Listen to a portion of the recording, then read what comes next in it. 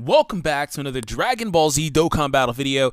For this video, we're going to go ahead and talk about the new or upcoming LR Gohan. I don't know when it's coming out. The Reddit may know. I don't know if they know or not. So go ahead and check out the Dokkan Battle Reddit. Do that anyway, because I always like to plug them. I'm going to be using some of their translations here. Obviously, follow Mr. Pigeon at Hato-sama on Twitter, because he does a lot of this leaks and data mining and stuff like that. So I hope you guys enjoy. Subscribe to the channel if you're new, and I'm going to give you everything that you need to know to stay relevant in this game. That being said, let's take a look at the card art, and then we'll talk about the card in particular based on the translations. I'll give my general thoughts on him. So he's summonable. So he's the first summonable LR card. I'm not going to talk about too much about what he does. This is just his base. I assume this is the SSR version you summon. And then you get the TUR, which kind of is a copy paste of the Trunks TUR art from the GT Trunks that just came out. Okay, there. Oh, it loads as soon as I click away, right? Anyways, I think it looks better on the Gohan than it does on the Trunks. Just my opinion. Let me know your thoughts in the comments. I think that it looks better on him with the lightning and then the really, really long hair, because obviously the hair is like, it looks different on him. I'm not saying this because I'm a Gohan fanboy, because he's my favorite character. I don't care which version it is of Gohan. I just love Gohan. I don't care if it's glasses Gohan, not doing anything Gohan, just taking care of my daughter Gohan. It is what it is. So I think it looks really good on him, so that's really cool. And then we'll get over to LR Gohan, which this scene, honestly, like, I've said it before. I was talking to my friends about it, and I guess I may not have articulated it too well. A lot of people kind of are indifferent on the art. The art kind of strikes me as solid, I'd say. I don't want to say polarizing, but I'd say solid. I do like it. It kind of just reminds me a little too much of the scene from the anime, because, like, you look at this Gohan one, obviously that's from when they zoomed in on him, and they were waiting for the tournament to start. And then this is from when he blows up Cell. So they're both from the anime. Everything, basically, a lot of the art from this is from the anime, period. I'm pretty sure this is from when he punched a Cell Jr., or Cell, one of the two. Either way, a lot of this stuff is from the anime, but this just looks like it's a flat out, okay, let's screenshot this scene in the anime and apply it to this card. Boom. We're just going to, edit it a little bit and just add it there. So I think that's kind of why it looks a little bit different. And then his icon looks a little different too. What I mean by that is, look at the icon here. So it's kind of silverish, because obviously that's the blue from the lighting of the Kamehameha. So basically, this is Gohan. You summon him, and then he's Super Saiyan 1. Super Saiyan 1 looks funny, but Super Saiyan 2 looks lit. And then the father's son is kind of indifferent. Let me know your thoughts on that. So to awaken him, you will need 77 medals of this. That also means that this guy is a festival unit, and he does have Fierce Battle. So we'll come back to that. First LR with Fierce Battle, apparently. And then also, if you haven't already been enjoying it enough, get back to doing it, because, well, it's on a limit now, but get back to doing it, because you're going to need to get 77 of these guys to awaken this guy. So that tells me that, because they're adding 2 LR cards that require these medals, I believe. I believe Ginyu requires these. And then all the other cards that just rebirth through the Dokkan battlefield, the virtual battlefield. That's going to become really, really tedious. That being said, I expect some sort of change when it gets out of beta. So just keep your eyes peeled for that. There's going to have to be something, because it's going to get a little too tedious. It's going to take a little bit too much time, or maybe they won't do anything. But I do think that they will implement something, because there's just a little bit too much going on with that as far as that's concerned. All right, now that I've talked to you off in regards to the card art and all that stuff, let's go ahead and take a look at what the card actually does. So leader skill. He's an intelligence leader, an intelligence god leader, 3 key and 90% up for all stats. The previous intelligence leader was Buhan with 20%, and he's not a super intelligence leader, so that means that's still coming. Like, there's going to be a hero variation, and then probably a villain one, similar to the Super Saiyan 4s or the hero variation for AGL and STR. They give 120% to heroes, and then 50 to villains, and 1 key to villains, so it's a little bit different. So I do expect there to be stuff like that aside from this Gohan. But that being said, Gohan's basically like Buhan's big brother, because Buhan gives these exact same things, but 70% instead of the 90. So he's an upgrade on him. Passive skill, attack plus 18% per orb collected. Yes, per orb. That does not mean only intelligence orbs. Once again, units that change orbs, like that Goku, that Android 13, they're very valuable on intelligence, because intelligence has a lot of nukers. So that doesn't mean that you have to sit there and change the whole field. This just means these guys are going to hit really hard regardless.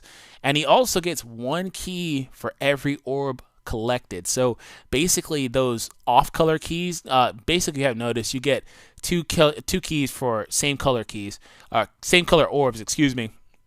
And you get 1 for orbs that are rainbow and other colors that you don't really prioritize on that unit. So basically, Gohan's going to get 2 key for, like, his intelligence. He's going to get a physical key. He's going to get 2 key from that.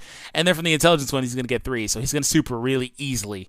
He's going to be an LR card that fits on a team and supers really easily. He's going to be really good. Father Son Kamehameha gives colossal damage and attack increase for 1 turn, question marks. They don't know exactly what it does.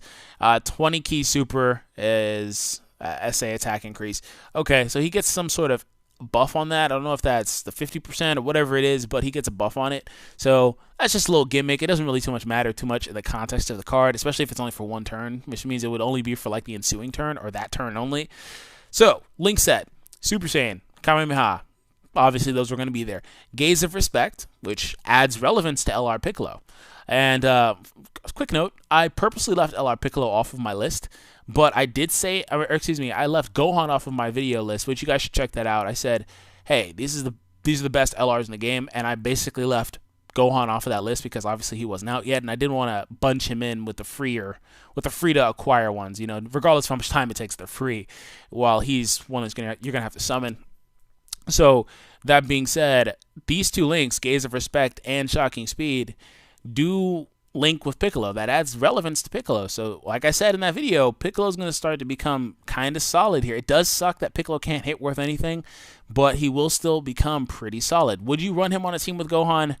Don't know. Totally up to you. It comes down to what options you have, but in an optimal circumstance, looking at it from face value as if you have every card in the game, I mean, you're going to look at intelligence and say, we have Gohan, we have Buhan, we have Janemba, we have Vegeta, we have Trunks, and intelligence with all those debuffers, by the way. You only need Janemba. He's the only blocker you really need.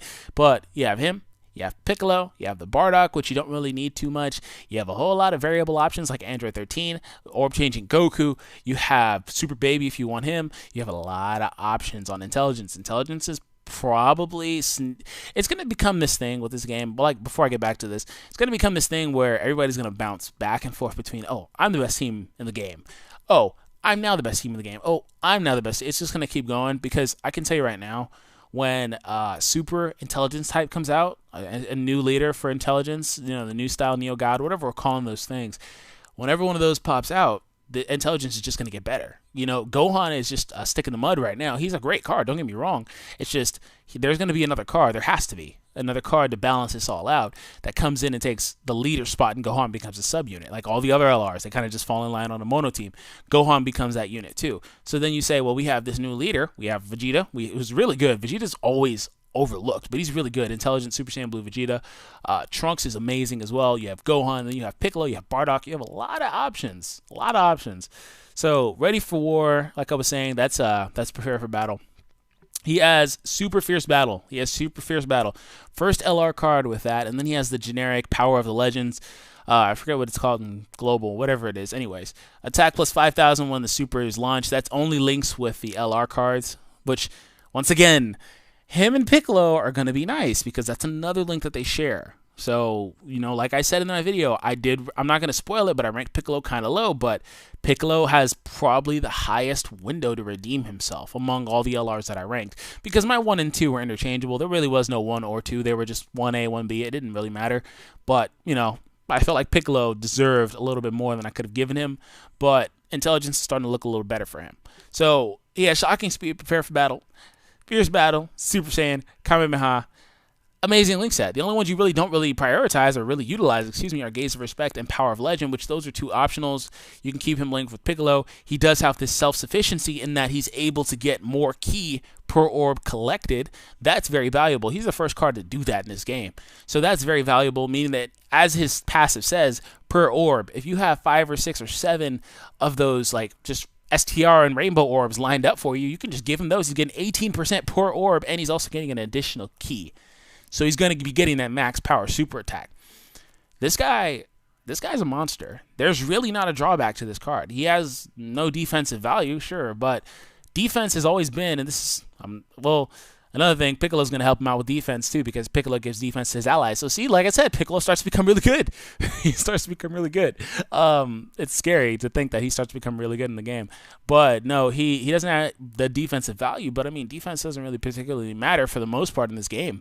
So there's really not a drawback to him. He's going to pop in as one of the hardest hitters in the game because he also has, I believe, the highest ki multiplier in the game now at this point. It's not listed here, but if Dan is credible, he told me what it was, and it's basically the highest ki multiplier. He's also going to have the SA20 ability to get up to SA20, which God forbid trying to get him to SA10 in the first place.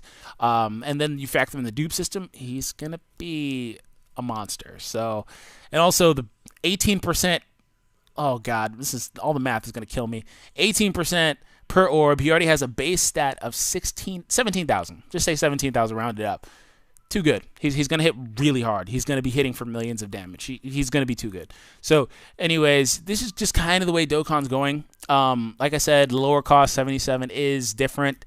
It's just probably so it's easier for lower ranked people to fit him onto a team.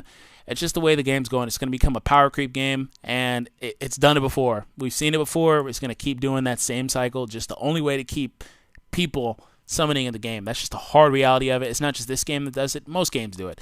So, anyways, hope you guys enjoyed today's video. Nonetheless, subscribe if you are new. As I said, you will need to acquire the medals right here from playing Dokkan Battlefield. Dokkan Battlefield is in beta until next month, meaning you can only do it 3 times a day. You can start stocking up now, but that being said, regardless, you're going to have fun with that. Just try to enjoy it. It can be tedious. I know it can. Just do your 3 times a day when it knocks out of beta, and we'll see what happens, But you also need to get to 150, rank 150 to be able to do that. I have a video on my channel titled The Fastest Way to Rank Up in Dragon Ball Z Dokkan Battle. I implore you to check that out to figure out the fastest way to get to rank 150, at least to start doing this if you're interested in the Gohan. So anyways, let me know your thoughts on the video down below. Let me know your thoughts on the Gohan card, any optimal teams you can run him on, because he's going to be running on Intelligence. He's going to be running on Heroes, because Heroes is still a viable thing. So is Villains, of course, but Heroes is still viable. And of course, there's going to be another leader for Intelligence. And this is kind of different because now we're looking at LR cards in a different light. Now that we've started acquiring them via summons, that means they can have Fierce Battle, which they kind of could have had it all along anyway, but now we're going to start seeing better LR cards. The LR cards are going to really start becoming really good, because up until this point, LR cards were, they were just meh. There were things that you could pass on. They may have been really good, but you didn't need them. Now they're going to start to become the best cards in the game, which they probably should have been from the jump because of their, their rank in the game being LR cards. So anyways, have an awesome day. Thanks for tuning in. And yeah, peace out.